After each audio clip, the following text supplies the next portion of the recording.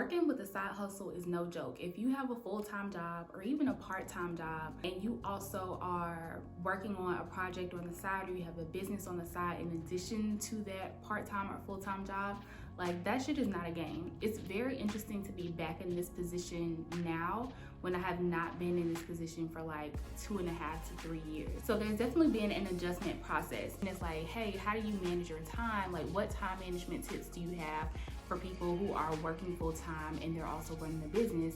And I don't want to talk about this so much from the perspective of like time management tips. I just kind of want to have a genuine and open conversation with y'all about how I'm navigating having a full-time job and running a business at the same time. And so time management is going to come up in that, but this is not a, these are the 7 things that you need to do in order to juggle your full-time job and your side hustle type video. Like, this is like a real talk conversation. These are the things I'm struggling with. These are the things I'm trying to do. These are some time management things that work for me, and you know, we can take it from there. First and foremost though, if you have not subscribed to the Multi-Passionate Meg YouTube channel, I'm not 100% sure what it is that you're waiting on, but this would be a great time to go ahead and do that. I think that you're gonna like it around here. Whenever there is a new transition in your life where you're moving from a place where like you were kind of comfortable, used to doing things a certain way, and now you are out of that comfort zone and having to readjust the way that you're doing things, I think that transition always comes with some sort of internal battle, and there are always some things that you have to accept that are not the same as they were before. So if we're taking like 2020, for example, a lot of us struggle with the pandemic because it caused us to have to change our routines, our recreational activities, our professional activities, the way we care for our children. It caused us to have to change everything at one time. And a large part of the reason change is so difficult in general is because you're used to doing things a certain way. You're used to living a certain way. And so in this case, with me having run my business full time for 2.5 to 3 years, I was used to running things pretty much my way. I decide who I work with, when I work with them, when I have meetings, who I talk to when. I control all of those things. And when you are in a full-time role, you don't have that same level of control or autonomy over the things that you're doing, over the way that you're spending time. So for me, there were like 3 things that I had to accept, right? The first thing was that I cannot do everything all at once. I can't do all the things all the time. I may have talked about this in another video, but my freshman year of college, I went to this talk with my friend Arj, and this lady, I don't remember who she was, what the talk was about. I just remember this specific point in her talk. She spoke about concomitant growth.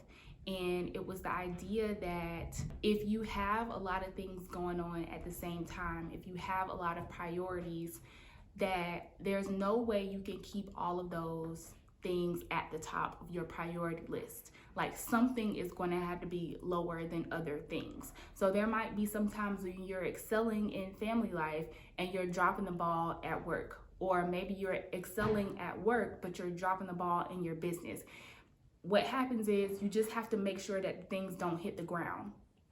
So if something is up here and this thing is about to hit the ground, you got to take a break and you got to scoop it up, throw it back up in the air. You're continuously and concomitantly growing in certain areas, but realizing that you are not going to be wildly successful in every single thing at the same time. Another way that I've heard it described is like, in your life, there are things that are plastic balls and things that are glass balls. The plastic balls, is okay if the plastic balls hit the ground every now and then. You have to make sure that glass balls don't hit the ground because they will break. So the glass balls are really important things like your children, your marriage, your bills, like things that literally cannot crash into the ground because they will fuck up some shit for real. And then you have your plastic balls that's like, maybe self-care time, maybe time with friends, and like, I guess no one person decides what are the glass balls and what are the plastic balls. Like, that's something you have to decide for yourself.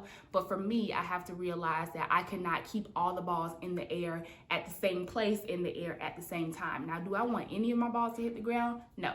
But are they all gonna be like floating in the sky at the same time? No, and I had to accept that. Something else that you have to accept if you're in the place of managing a full-time job and a business is that your priorities all of your priorities cannot be priority number one at the same time. One thing that I do is I often rank my priorities, and I might not always write it down. Sometimes I do, but sometimes I'll just think about it in my head. Like, in this season of life, in this quarter, in this month, in this week, what are like the most important things? What are the things at the tippy top that like I absolutely have to focus on, and what are the things that I can sacrifice for right now? So it kind of piggybacks off of number one, but I'm being more intentional about saying, all right, what are those plastic balls in this moment, and what are the glass balls? What are the things that I have to make sure don't fall right now or are very close to hitting the ground, and I need to do some like reconciliation before they crash into the ground? So it's really about taking certain time periods and looking at your priorities in those moments and being willing to sacrifice other things that might not be as important. When it comes to like side hustles, I think it's very important to do this because when you're building a business, it can be really easy to focus on things that are not revenue generating, things that are not increasing your bottom line, increasing your number of customers, increasing your number of clients, things that are just like cute and for show, but actually take up time that you could be spending on more important things. So especially when you're looking at your side hustle or with your business, you really want to be intentional about saying, what are the things that I need to prioritize this week? Maybe I don't have to post on Instagram every day. Maybe I don't have to do that photo shoot this weekend, but I do have to have this call with this potential partner, or I do have to have this call with this potential client, or I do need to go live because I know that that always brings in leads. So you got to think about what are the things that are the priorities in this moment, and in this moment, what can I sacrifice? And then the third thing is accepting that I have to take breaks. And this is something that I learned like last year when the kids, they've been at home since the pandemic started. And because of that, my time was severely reduced. And I realized that even if I plan out all the time that is available to me, which is much less than what used to be available to me, I cannot pack all that time with work. I will burn out. I need time to sit, to watch TV, to sleep, to not think about anything. I need that in order to be my best self when it comes to work. And so now that I have a full-time job, and I still have a business, and I still have kids at home, and I still have a husband, and I still have all these other things going on, I have to be more intentional about incorporating breaks into my life. When I say incorporate breaks into your life, I'm talking about breaks during the day. I'm talking about whole days off. I'm talking about whole weeks off. I'm talking about breaks in every sense of the word. Make sure that you are continuously taking time to yourself so that you can refuel and so that you can give it your all when you do have that designated time to do things at work. So honestly, when it comes to the time management stuff, like I am not one to say, oh, you need to incorporate these 7 to 10 time management things in your life. I think that it's important to understand what some time management strategies are and then to identify what works best for you and use like 1 to 3 things if they continue to work well for you in order to manage your time. So the things that I do that help me out are setting my to-do list on Sunday night for the entire week. So on Sunday, I sit down and for the entire week, I say, what are the things for work that I need to get done? What are the things for my business that I need to get done? What are the things in my personal life that I need to get done for the entire week? And then on the morning of each of those individual days, I go through and I time block my day, meaning I create chunks of time that I schedule out to say from 8 to 8:30, I'm gonna do this thing that I put on my to-do list. From 8:30 to 9, I'm gonna take a break. Or you know what I'm saying? Like I just go through and I schedule out the day so that I match each thing on my to-do list to a specific time block when it's gonna get done. If you want more details about that, I'll talk about it in this video on time blocking. But those are the 2 strategies that I have used consistently since like 2016 or 17. And I started this when I had a full-time job and was starting freelance writing. So that's when this first started coming into play. I've used this same technique all throughout 3 years of running my business full-time, and I still use it now that I'm back in the workforce and running my business. So I encourage you to figure out what are some things that you can do. Don't try to do all the time management things. It's gonna be too much. But what are the things that you can do, 1 to 3 things that are gonna help you be able to take control of the time in your day and make sure that you are not wasting time, but that you're also not like doing so much that you're going to burn yourself out too quickly. And then the last thing is, I know that I mentioned like doing X, Y, and Z to try to avoid burnout, but I don't know if I think burnout is inevitable. I don't know that I think it's inevitable, but I think that even the best laid plans can often culminate in burnout. And so if things become too much, if it's like, bruh, between my personal life, between the business, between work, it's just too much, I can't do it all. Or if you feel yourself approaching that point, outsourcing is going to be critically important. And outsourcing could refer to any part of your life. It could refer to your personal life, to your professional life.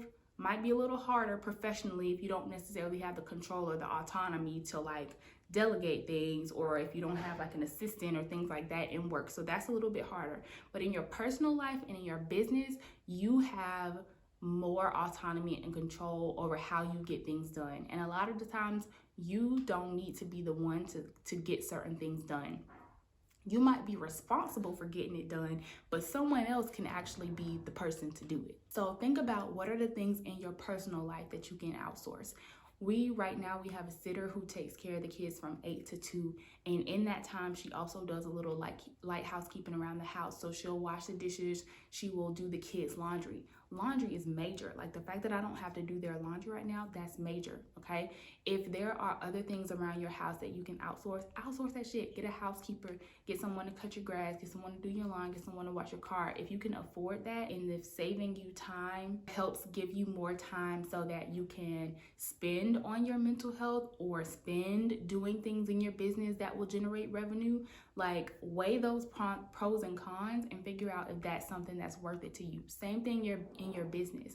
If there are things that are important for you to do in your business, but you don't necessarily need to be the one to do them, consider hiring an assistant. That might look like a VA, that might look like an executive assistant, that might look like something totally different depending on what you really need that person to do to help move your business forward. But I want us to get out of the habit of thinking that we have to do all the things, because we cannot and do not have to do all the things.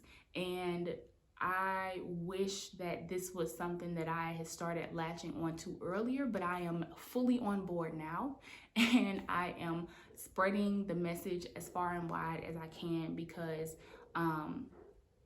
it's not necessary, it's not sustainable, it's not healthy to try to do all the things. And I can speak for myself, I feel like this could also apply to you. But one of the reasons that I have a full-time job and I have a business and and that they're both important to me is because I'm trying to build a life that I enjoy and a life that affords me and my family the opportunity to live how we want to live and to build wealth and to pass wealth generationally. And so the reason that we're even doing this, right, is for the benefit of us and our families. But if we're not taking care of our mental health in the meantime, then we're not going to be able to enjoy the fruits of our labor. So it's very important for us to not feel like we have to be the executors of everything, especially as women. We do not have to be the executors of everything. That's what society wants us to believe that we have to do, but we don't actually have to do that. And it's time for us to take control of our time, of our mental health, of our sanity, and say, hey, okay, we cut all the other shit out, and let's figure out how we can make sure that we are using our time most effectively so that we can achieve that life for our families that we're trying to achieve, and make sure that we are still whole on the other side of that. So this is what the experience has been like so far. It's been like 3 months since I have started working full-time and been running the business. There have been a lot of shifts in my business as well, which I don't know that I've updated y'all about on YouTube specifically, but if you follow me on Instagram, you are more aware of those things. So I'll probably talk more about that later, but for right now, this is what I got. I would love to know, like, if you have a side hustle or a business and you're also working full-time or have a part-time job, like, what are some things that have kept you going? What are some things that you feel like are important for other people in that situation to know? Because again, it's really important for us to continue to learn from each other. So speaking of my Instagram, if you're not following me there, make sure you follow me. I'm at multipassionatemeg, and I'll see y'all next time.